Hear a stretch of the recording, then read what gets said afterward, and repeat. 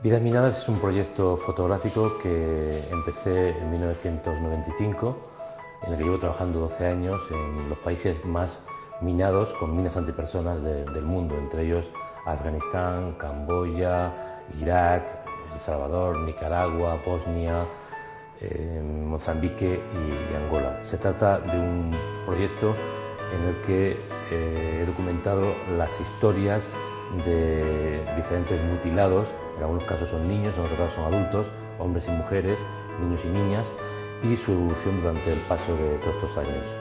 En algunos casos, en los casos más duros, me topé con el problema justo cuando se había producido. Uno de los muchachos, Kien Man, en el que estuve incluso presente en el momento en que le cortaron la pierna en un quirófano de Camboya, y posteriormente he continuado estas historias hasta el punto de que 12 años después pues muestran a los mismos chiquillos que yo conocí al principio, recién mutilados, se han casado, han tenido hijos y bueno, ya han continuado sus vidas. Unos han llegado a la universidad, han estudiado, algunos incluso han conseguido llegar a finalizar sus estudios universitarios, otros trabajan, otros tienen otro tipo de vidas, incluso algunos pues están muy afectados por las circunstancias duras que hay en sus países de origen, especialmente en los países más pobres del mundo. Bueno, ella es Sofía Alface Fumo, es una joven de Mozambique que sufrió la mutilación de sus dos piernas cuando tenía 11 años, mientras que iba con su hermana María a recoger leña en una aldea de Mozambique. Su hermana murió un mes y medio después a causa de las heridas que recibió durante la explosión, y esta chica pues ha continuado su historia, su vida, está a punto de finalizar sus estudios secundarios y tiene dos hijos. Aquí vemos a su pequeña hija Alía, que tiene ya 2 años, y que de alguna manera lo que ocurre con esta imagen es un poco el resumen o el símbolo de todo Vidas Minadas, ¿no? Vemos el drama de los mutilados por las minas. Evidentemente es una imagen de alguna forma que muestra la esencia de la vida, una madre y una hija durmiendo, pero evidentemente también se ve que estas chicas han sufrido la amputación de las dos piernas, pero por otra parte también está la belleza de la vida y sobre todo la lucha por la dignidad y la supervivencia de las víctimas. Si tuviese que elegir alguna vez una fotografía que resumiera todo este trabajo de 12 años, posiblemente una de las elegidas sería la fotografía de Sofía y Alía. Bueno, él es Adis Esmayi, es un joven de Sarajevo que hoy día tiene 25 años, aquí lo vemos con la que es hoy su mujer, pero hace exactamente 12 años, en marzo de 1996, el 18 de marzo, una mina le destrozó prácticamente, lo dejó entre la vida y la muerte, perdió su ojo izquierdo, sufrió serias mutilaciones en su ojo, en todo su cuerpo, especialmente en su cara, y ha necesitado unas 30 operaciones, entre ellas 8 de cirugía estética que se han hecho en Barcelona entre el año 98 y el año 2004, para poder superar los estragos que le produjo una mina que en realidad es un arma pequeñísima, pero que tiene que provoca unas heridas horribles. La historia también de Adis, desde mi punto de vista, es la clave del proyecto Vidas Minadas. No se trata solamente de mostrar a las víctimas en los momentos duros de su vida, sino ver cómo sus vidas evolucionan.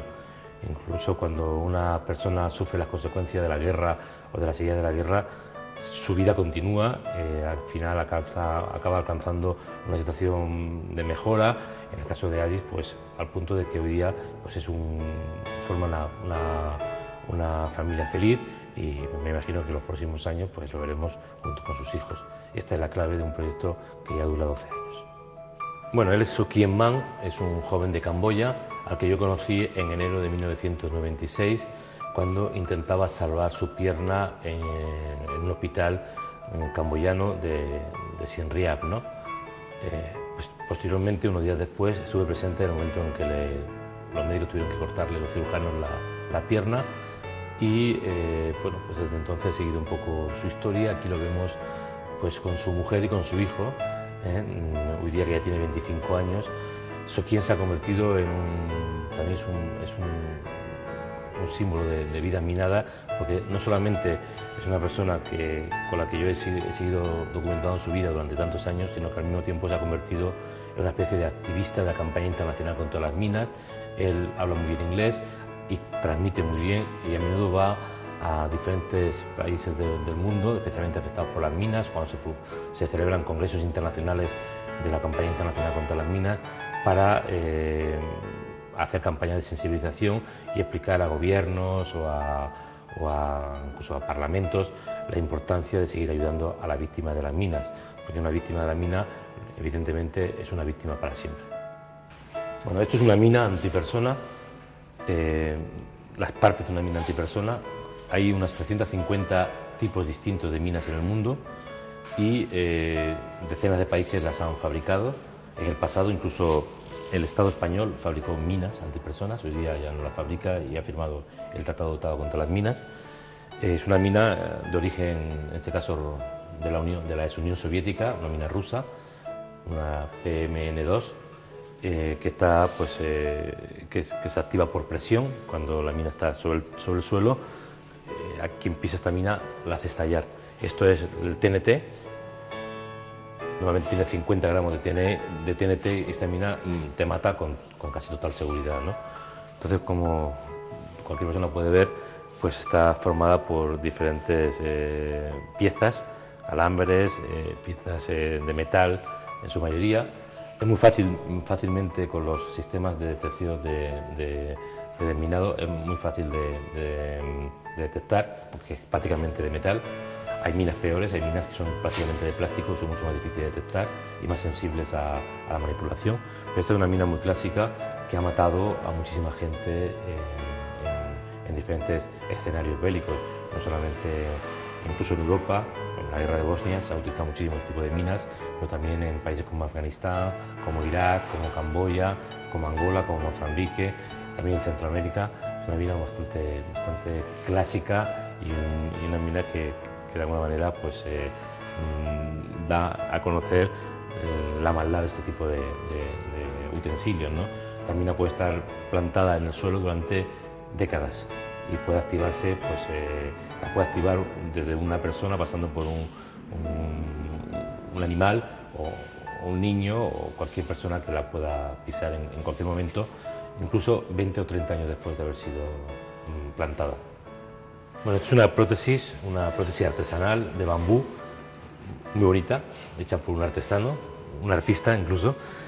Son minas que han sido utilizadas por campesinos con las que han llegado a los centros ortopédicos, especialmente de la Cruz Roja Internacional, que hay en los diferentes países donde hay problemas con las minas, y que los técnicos del hospital, que normalmente hacen prótesis de plástico, mucho más sencillas y mucho más rápidas de realizar, ¿no? Pues las han guardado como recuerdos, ¿no? Porque sorprende que una prótesis pueda tener este tipo de forma, ¿no? Hay prótesis hechas con botellas de Coca-Cola, podemos ver ahora después. Hay prótesis realizadas con la envoltura de un proyectil. Hay prótesis hechas de diferentes tipos de madera. Hay prótesis increíblemente curiosas con las que muchas veces los mutilados han andado por terrenos muchas veces muy complicados, no son terrenos vaguadas, montañosos, durante muchísimo tiempo, ¿no? Entonces, bueno, pues normalmente estas personas que llegan con estas prótesis se les cambia por una prótesis de plástico más moderna, más ligera, más fácil de extraer, más fácil incluso de arreglar en caso de que una pieza se estropee. Una prótesis normalmente puede durar a una persona entre 3 y 4 años, aunque yo conozco casos de personas que han llevado la prótesis hasta 7 años, ¿no? Y 8 años incluso, ¿no? Pero normalmente a los 3 años hay que cambiarla porque las condiciones de vida, pues la humedad, se rompen las prótesis